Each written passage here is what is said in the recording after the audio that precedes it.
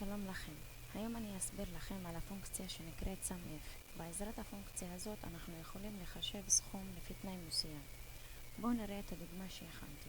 יש לנו כאן טבלה חודש דצמבר 2016 עם רשימת עובדים ושעות העבודה שלהם. אנחנו נעזר בפונקציה SUMIF כדי לחשב את סך כל השעות של אחד העובדים, שזה בעצם התנאי שלנו.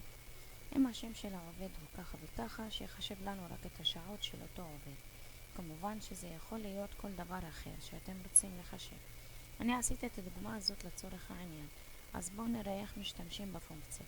נגיד שאנחנו רוצים לחשב כמה שעות עבדה מרים בחודש דצמבר. שימו לב שמרים מופיעה בטבלה מספר פעמים.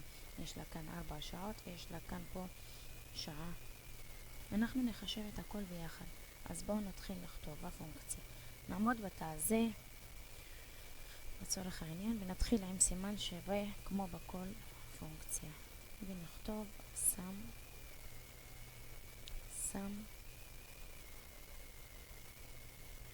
שימו לב שמופיע לנו פה SUMIF ו-SUMIFs עם S בסוף. אנחנו מתמקדים בפונקציה העליונה SUMIF. אנחנו נפתח סוגריים ואז עוברים לכאן לכפתור הפונקציה כדי לקבל את החלונית הזאת ונמשיך. יש לנו כאן 3 שורות שאנחנו צריכים למלא. שורה ראשונה אנחנו צריכים להגדיר מה הטווח שלנו, על מה אנחנו מדברים פה על האנשים במקרה הזה. אז כאן בשורה הראשונה אנחנו מסמנים את כל השמות שזה הטווח שלנו בשורה הזאת. בשורה הבאה שואלים אותנו מה הקריטריון שלנו, מה אנחנו רוצים לשלוף מתוך הטווח הזה. אז במקרה שלנו אנחנו רוצים להתייחס רק למרים. אנחנו רוצים לבדוק כמה שעות מרים עבדה, אז מרים זה הקריטריון שלנו.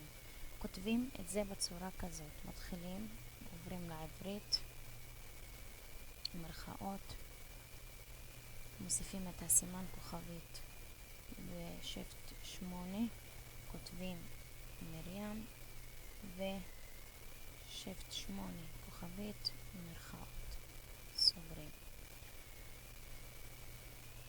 בשורה האחרונה עוברים לשורה האחרונה. בשורה האחרונה אנחנו רוצים להגדיר מה אנחנו רוצים לסכם. אנחנו רוצים סיכום של השעות. אז שעות העבודה במקרה הזה זה הטווח שלנו. אנחנו יכולים לראות למטה, זה הטווח שלנו. אנחנו יכולים לראות למטה 5 שעות. זאת התוצאה שלנו. נעשה אישור. והנה אנחנו יכולים לראות שמרים עבדה בחודש דצמבר 5 שעות. תודה.